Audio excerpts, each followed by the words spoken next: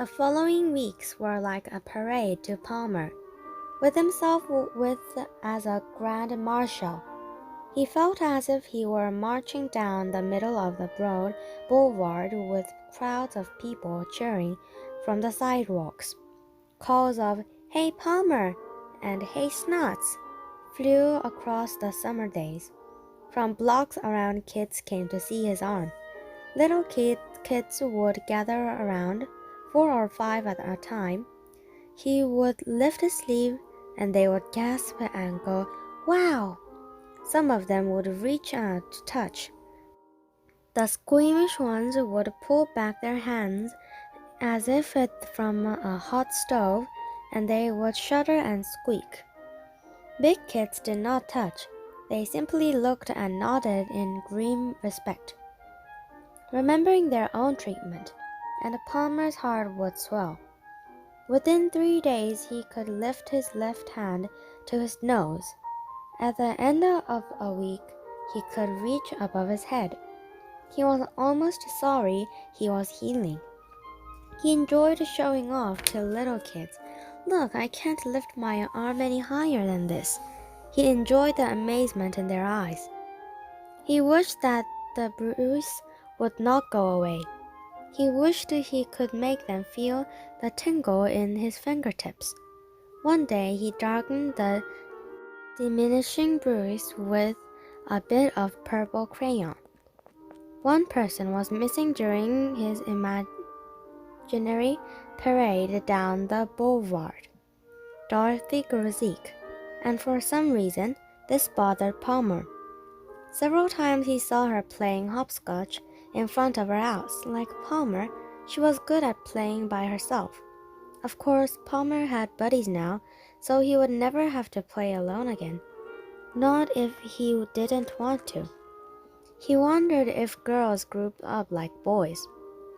The first couple of times that Palmer walked past, Dorothy did not even look up from her hopscotch. This was very unusual. Dorothy had always said hi. So next time Palmer said it, "Hi."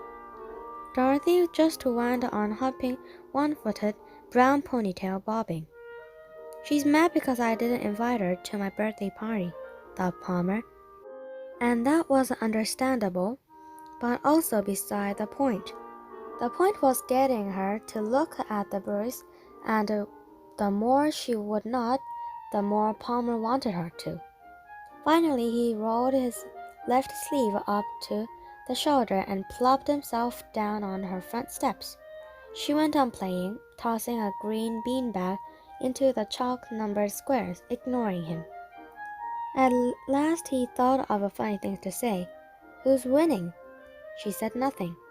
She tossed the beanbag to the farthest square and hopped on down and back. She tossed the bag again, and just when it seemed she would never speak, she said, "Thanks for inviting me to your party." It made no sense, but Palmer was thrilled to hear her voice. "It was all boys," he said. "Good," she said with a disdainful sniff. Sometimes it amazed him that this girl, just out of 3rd grade, could make him feel so little. She went on hopping. "Did you hear my new name?" he said. She did not answer, did not look up. "It's Snots." A short, snorri chuckle burst out from her nose. Then she was stone-faced again. He turned so that his left arm was fully facing her, so she couldn't miss it. "I got the treatment too," she went on hopping. "For 3 days I could only move my arm up to here." She did not even look. "Want to see my bruise?" Her eyes never left the green beanbag. He stood, smiled. "Want to touch it?" It was as if he wasn't there. So he ran off and found others to marvel at his bruise.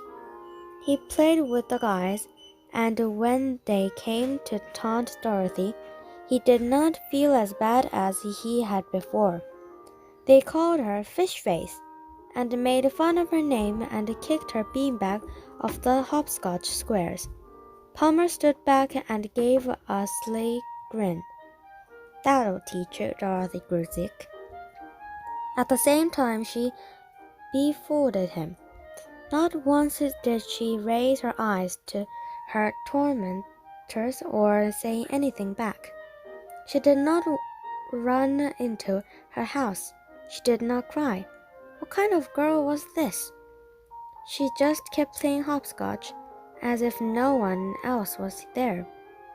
After a while, Beans could not take any more fun, so they all ran off.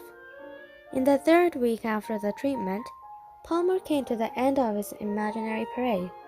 His bruise had faded to a dim yellowish blot, and the crowds had gone home. But something was still there. Palmer knew what it was. It had been there all along, silent, hardly seen among the cheering crowd, a flash of black feather now and then, an orange eye waiting. As he kicked his checkered soccer ball along the streets, he could feel it lurking in shadowy doorways, behind shaded windows. He would not look. He felt it come out of the shadows, and the sunlight on the back of his neck turned to frost. It was behind him. He picked up his ball and ran, but he could not run away from time. It was the first week in August. Family Fest had arrived.